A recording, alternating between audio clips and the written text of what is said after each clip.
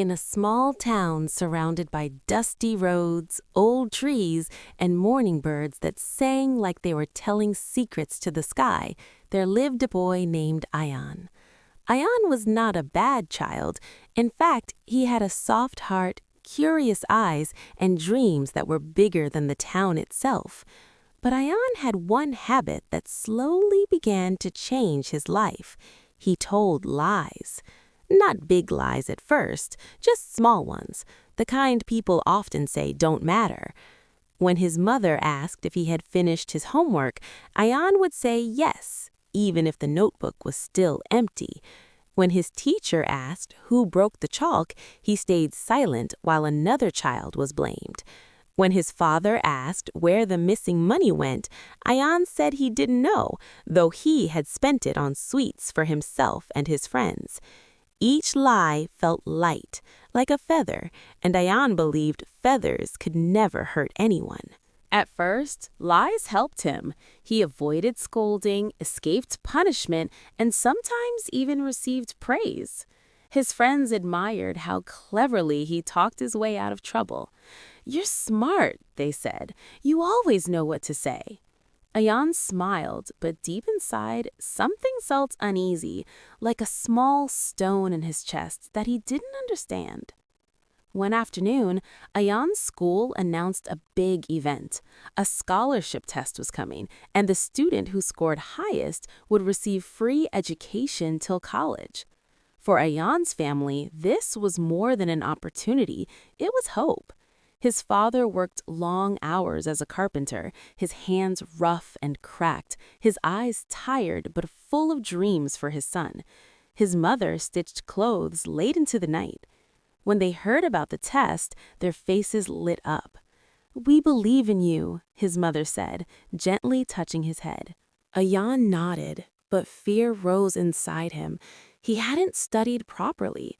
Every day he had told his parents he was preparing, but instead he played with friends or watched birds by the river. That night he couldn't sleep. The stone in his chest felt heavier. The day of the test arrived. Ion sat in the exam hall, staring at questions that looked like strangers. His heart raced. When the results came out a week later, his name was not on the list. His parents didn't shout. They didn't accuse. They simply smiled sadly. "It's okay," his father said. "Honesty and effort matter more than success." But Ion felt ashamed. For the first time, his lies had not saved him. They had betrayed him. Days passed, and something strange began to happen. People stopped trusting Ion. His teacher double-checked his work. His parents asked more questions. His friends hesitated before believing him.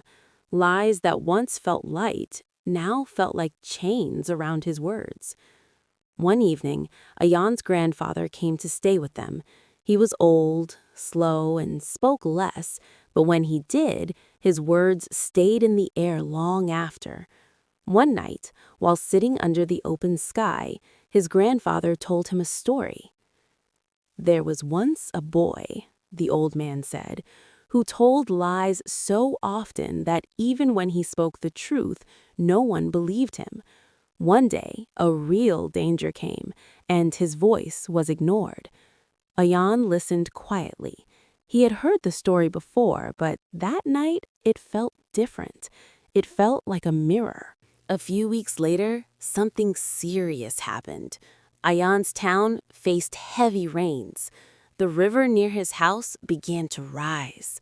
One evening, Ion noticed cracks forming in the small bridge children used to cross every day. He ran to the elders and shouted, "The bridge is breaking!" They looked at him, then at each other. "Ion exaggerates," one said. "He lies too much," said another. They ignored him. The next morning, the bridge collapsed. Thankfully, no one was hurt, but the town suffered losses. People remembered Ion's warning too late. For the first time, Ion cried, not because he was caught, but because he was not believed when he told the truth. That day changed him. Ion stood in front of his parents and told them everything. every lie, every excuse, every shortcut. His voice shook, tears falling freely. His parents listened silently. When he finished, his mother hugged him tightly. "We are proud of you," she said softly, "because today you chose truth." From that day on, Ayan decided something important. No matter how hard it was, he would never tell a lie again. The change was not easy. Telling the truth brought consequences. He was scolded. He was punished. He lost friends who preferred easy lies over difficult honesty. But slowly, something beautiful happened. His heart felt lighter. The stone was gone. People began to notice. When Ayan spoke, he spoke clearly. When he made a mistake, he admitted it. His teachers smiled more often. His parents trusted him again. Even those who once doubted him started listening. Years passed. Ayan grew older. He studied hard. He worked honestly. He failed sometimes, but he never lied about it. When success finally came, it was steady and strong, like a tree grown from deep roots. One day, as a young man, Ayan stood in front of a group of children in the same town. He was invited to speak at the school. He looked at their curious faces and said, "Lies may help you today, but truth will protect you for a lifetime. Never tell a lie, because once trust is broken, even truth sounds like a lie." The children listened. Some nodded, some smiled, and somewhere among them was a boy just like Ayan once was, listening, learning, and choosing a better path. And so, the story of Ayan became more than a lesson.